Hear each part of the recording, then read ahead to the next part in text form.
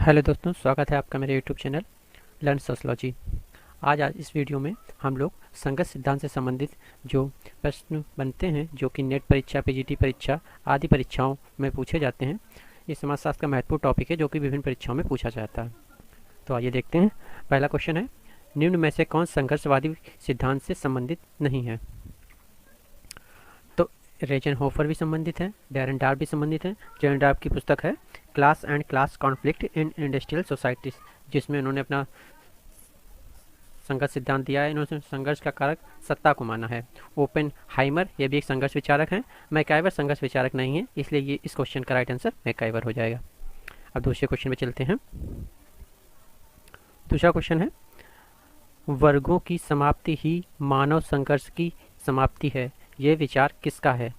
तो ऐसा विचार कार्ल मार्क्स का है, जिनका जन्म 1818 में और मृत्यु 1883 में हुई थी।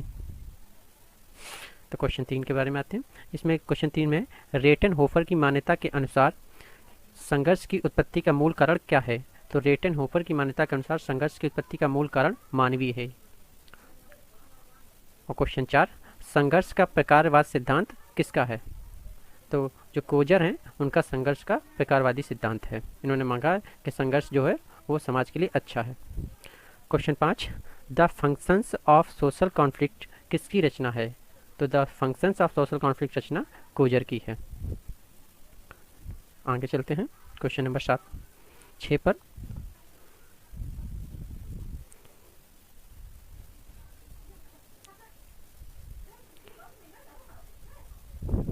क्वेश्चन नंबर 6, कोजर के अनुसार संघर्ष कितने प्रकार का होता है? तो कोजर के अनुसार संघर्ष 2 प्रकार का होता है। क्वेश्चन 7, कोजर ने किसके विचारों को आगे बढ़ाया है? तो कोजर ने सीमेल के विचारों को आगे बढ़ाया है।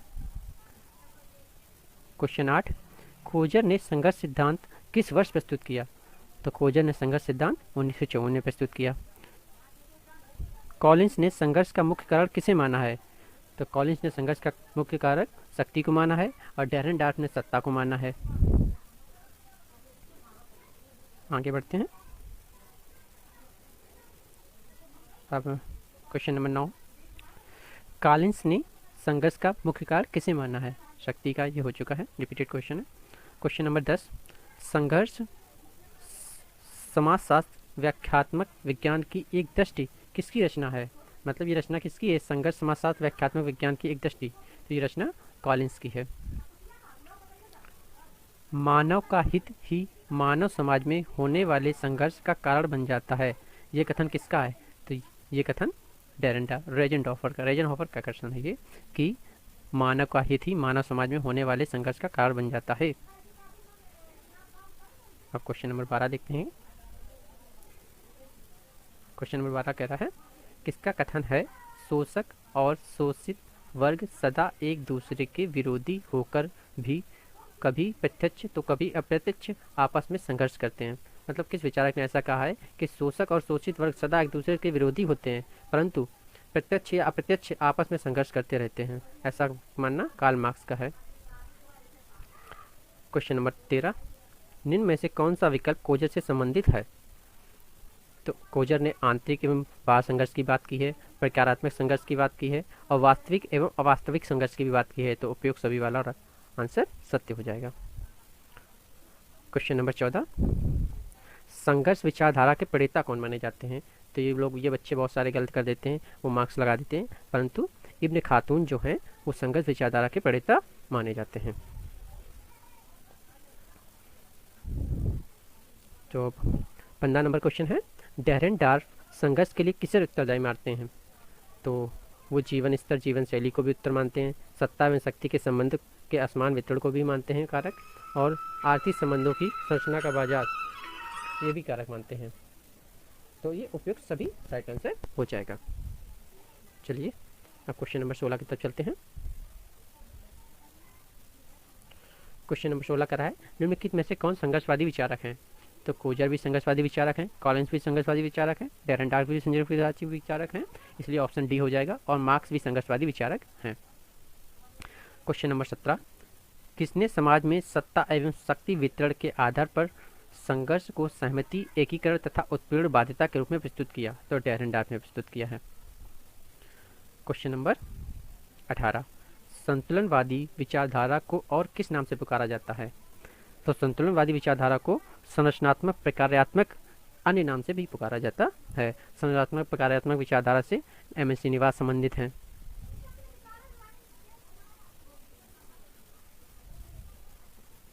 आप क्वेश्चन नंबर 18 की तरफ चलते हैं। संतुलनवादी संघर्ष को किस प्रकार की शक्ति मानते हैं? तो संतुलनवादी संघर्ष को नकारात्मक शक्ति मानते हैं। आप क्वेश्चन 20 की तरफ चलते हैं। माल्थस ने संघर्ष को किस कारक के साथ जोड़ा है? तो उन्होंने जनसंख्या कारक के साथ जोड़ा है। माल्थस ने जनसंख्या का सिद्धांत भी दिया है। उन्होंने कहा है कि जनसंख्या ज्यामितीय आकार में बढ़ती है।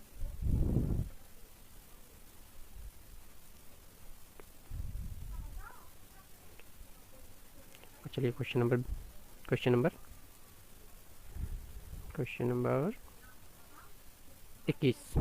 नंबर 21 क्या कहता है? ये कथन किसका है? मनुष्यों में सामाजिकता का गुण पाया जाता है, लेकिन वे संघर्ष प्रवृत्ति प्रणाली हैं। ऐसा कथन कॉलिंस का है। चलिए अब क्वेश्चन नंबर 22 की तरफ चलते हैं। क्वेश्चन नंबर 22, कोजर आंतरिक संघर्ष को क्या मानते हैं? तो उन्हें कोजर आंतरिक संघर्ष को सेफ्टी वॉल्व मानते हैं। अब क्वेश्चन नंबर 23, वास्तविक एवं अवास्तविक संघर्ष का उल्लेख किसने किया? तो वास्तविक एवं अवास्तविक संघर्ष का उल्लेख कोजर ने किया। वह संघर्ष जो एक समूह पर किसी अन्य बाहरी समूह द्वारा थोपा जाता है उसे कहेंगे बाह्य संघर्ष।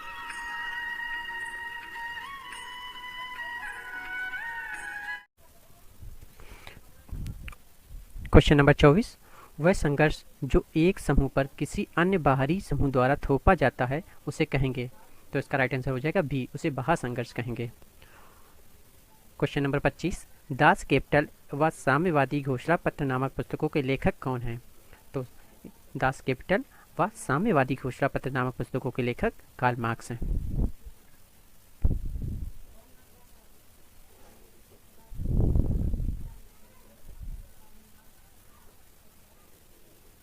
असत्य कथन की पहचान कीजिए। तो इसमें असत्य कथन की पहचान करनी है। इसमें ऑप्शन ए है, संघर्ष समूह की सीमा निर्धारित करता है, संघर्ष संबंधों में स्थायित्व लाता है, संघर्ष से तनाव बढ़ जाता है तथा साथ ही समूह के विघटन की संभावना भी बढ़ जाती है। ऑप्शन डी उपरोक्त में से कोई नहीं।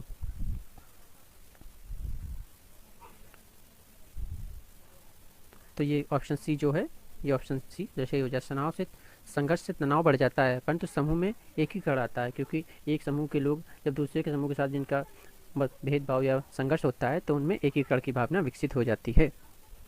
तो ऑप्शन क्वेश्चन नंबर 27, डेरेनडार्फ का सिद्धांत किन संबंधों पर आधारित है? तो ऑप्शन ए शक्ति एवं सत्ता, सहयोग व असहयोग, प्रतिस्पर्धा अवस्पर्धा या इन सभी पर? तो इन सभी पर। इसके बाद क्वेश्चन नंबर 28, मार्क्स सामाजिक जीवन में किस चीज को अधिक महत्व देते हैं? तो मार्क्स सामाजिक जीवन में संघर्ष को अधिक महत्व देते हैं। मार्क्स कहते हैं जब एक समूह का दूसरे समूह से संघर्ष होता है तो समूह के लोग आपस में जुड़ जाते हैं, जिससे एकीकरण की भावना विकसित होती है। ऑप्शन क्वेश्चन नंबर 29, संघर्ष सिद्धांत के प्रतिपादक हैं? तो मार्क्स हैं। अब चलते हैं क्वेश्चन नंबर 30 पे। क्वेश्चन नंबर 30 ये रहा। क्वेश्चन नंबर 30 में कहा गया है, सत्य कथन की पहचान कीजिए। संघर्ष का संबंध भूमिकाओं से है? गलत। संघर्ष को दबाया जा सकता है? गलत। क्वेश्चन ऑप्शन सी, सामाजिक संरचना में संघर्ष की प्रक्रिया निहित होती है। तो ये आंसर बिल्कुल सही हो जाएगा। अब क्वेश्चन नंबर 31 पे पहुंचते हैं। किसने संघर्ष के सिद्धांत को राजनीतिक शक्ति का कारण माना है? तो मोस्का ने संघर्ष के सिद्धांत को राजनीति में शक्ति का कारण माना है। क्वेश्चन नंबर 32, किसके अनुसार संघर्ष और सामंजस्य एक सिक्के के दो पहलू हैं? तो ऐसा कहना डेरेनडार्फ का है। ऑप्शन नंबर डी सही हो जाएगा। अब 33 नंबर क्वेश्चन पे आते हैं। किसने संघर्ष के समन्वयकारी तथा असमन्वयकारी प्रभावों की साथ साथ चर्चा की है? तो हार्टन, जिनको हेड भी कहते हैं, इन्होंने चर्चा की है। अब क्वेश्चन नंबर 34 पे आते हैं। किसने संघर्ष को सकारात्मक, प्रकारात्मक तथा प्रकारवादी माना है? तो कोजर ने माना है। अब क्वेश्चन नंबर 35 पे आते हैं। किसका कथन है कीड़ा के सिद्धांत को संघर्ष के विज्ञान के रूप में जाना जाता है? तो रेतार्त एक विचारक हैं, उन्होंने ऐसी परिभाषा संघर्ष की दी है। अब चलते हैं क्वेश्चन नंबर 36 पे। 36 नंबर क्वेश्चन है, किसने कहा है कि संघर्ष रहित समूह का अस्तित्व अव्यावहारिक तथा असंभव है? ऐसा सीमेल का कहना है।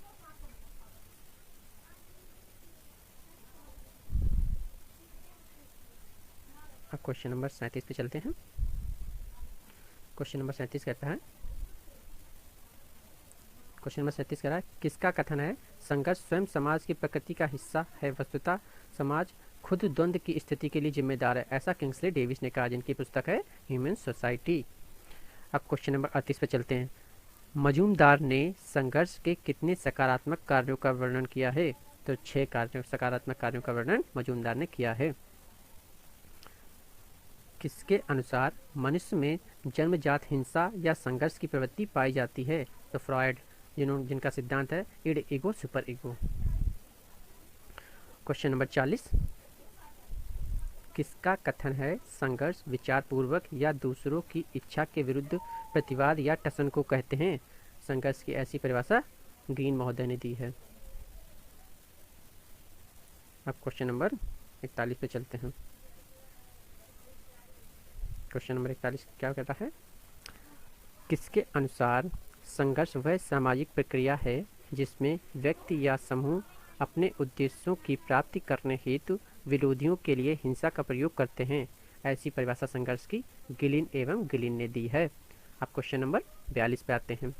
किसने जीवन जीने के साधनों में कमी को संघर्ष का मुख्य कारण माना है? तो ऐसा मैथ्यू ने कहा है। क्वेश्चन नंबर 43, किसका कथन है संघर्ष तथा सहयोग एक क्रॉस पर कटा हुआ है? ऐसी परिभाषा मैक्याबन एवं पेज ने दी है। तो ये संघर्ष सिद्धांत के कुछ प्रमुख एमसीक्यू थे। इसका पार्ट 1 ये है। अगला पार्ट कुछ दिनों बाद फिर से अपलोड कर दूंगा। तब तक अपनी पढ़ाई पर ध्यान दीजिए और आगामी परीक्षाओं पर अपना ध्यान केंद्रित कीजिए। नमस्कार। अगर वीडियो अच्छा लगा हो तो लाइक, शेयर एंड सब्सक्राइब करें। धन्यवाद।